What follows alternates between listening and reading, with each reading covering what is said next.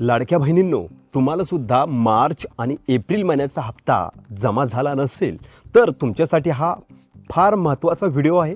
आपण या व्हिडिओच्या माध्यमातून तुम्हाला माहिती देणार आहोत कशामुळे तुम्हाला लाडकी बहीण योजनेचा मार्च आणि एप्रिल महिन्याचा हप्ता जमा झाला नाही आणि तो कुठे चेक करायचा आणि चालू करण्यासाठी काय करावं लागेल, कोणती प्रोसेस करावं लागेल जेणेकरून तुम्हाला मार्च आणि एप्रिल महिन्याचे पैसे जमा होतील. त्यामुळे हा व्हिडिओ स्किप करू नका. आपण या व्हिडिओच्या माध्यमातून तुम्हाला संपूर्ण माहिती देणार आहोत. काय करावं लागेल जेणेकरून तुम्हाला काय कारण आहे तुमचे पैसे न येण्याचे, हप्ता न येण्याचे आणि सर्वात महत्त्वाचं म्हणजे कुठे चौकशी करावं लागेल, ही संपूर्ण माहिती आपण या व्हिडिओच्या माध्यमातून देणार आहोत. त्यामुळे व्हिडिओ शेवटपर्यंत पहा आणि सर्वात महत्त्वाचं म्हणजे लाडकी बहीण योजनेसंदर्भात महत्त्वपूर्ण अपडेट या यूट्यूब चॅनलच्या माध्यमातून आपण देण्याचं काम करत असतो. त्यामुळे चॅनलला सबस्क्राईब करायला विसरू नका. जास्त वेळ घेत नाही आहे. तुम्ही सुद्धा लाडकी बहीण योजनेसाठी पात्र असूनही तुम्हाला मार्च आणि एप्रिल महिन्याचे पैसे जमा झाले नसतील ना, खास तुमच्यासाठी हा व्हिडिओ आहे. ताईंनो, सर्वात आधी तुम्हाला जर फेब्रुवारी महिन्याचा हप्ता जमा झाला का नाही ते कमेंटमध्ये सांगा. जर तुम्हाला फेब्रुवारी महिन्याचा हप्ता केवायसी पडताळणीनंतर जमा झाला असेल तर त्या लाडक्या बहिणींना आता पैसे यायलाच पाहिजे होते, परंतु आले नाही. आता करायचं काय?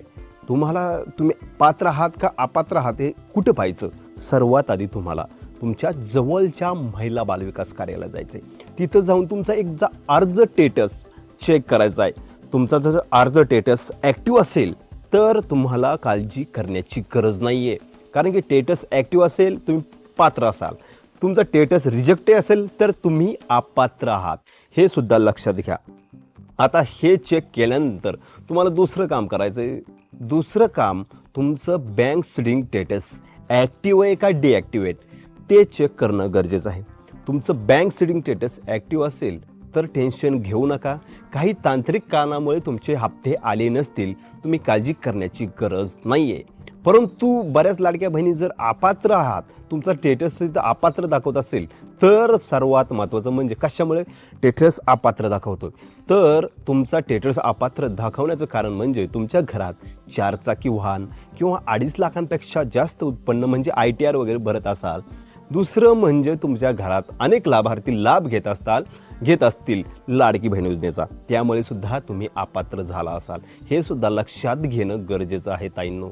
आता हे जर तुमच्या सर्व अटीत बसत असाल, तुम्हाला तुमचं 2.5 लाखांपेक्षा उत्पन्न कमी आहे, पुन्हा तुमच्या घरात 4 चाकी वाहन नाही, तुमच्या घरात कोणी सरकारी कर्मचारी नाही, सर्व निकषात बसत असूनही तुम्हाला जर पैसे आले नसतील, तुम्हाला महिला बाल विकास कार्यालयाला जाऊन त्यांना विचारायचे का आमचे पैसे बंद झालेत, आम्ही सर्व योजनेसाठी पात्र आहात. तिथे त्यांच्याकडून एक प्रोसेस होऊ शकते, अर्ज वगैरे ते घेऊ शकतात. तिथून अर्ज वगैरे घेतल्यानंतर ती पूर्ण प्रोसेस महिला बालविकास कार्यालयातच होईल. ठीक आहे. तशी काय सरकारने ऑफिशियल अपडेट दिली नाही की ज्यांचे पैसे बंद पडले त्यांनी हे काम करा, परंतु तुम्हाला एक पर्याय म्हणून मी या व्हिडिओच्या माध्यमातून तुम्हाला माहिती देत आहोत. ही चौकशी तुम्ही करणं अत्यंत गरजेचं आहे. सर्व निकषात बसत असाल तर एकदा तुम्ही महिला बालविकास कार्यालयात जाऊन अवश्य भेट द्या. ठीक आहे. तिथे जाऊन तुम्ही चौकशी करू शकता.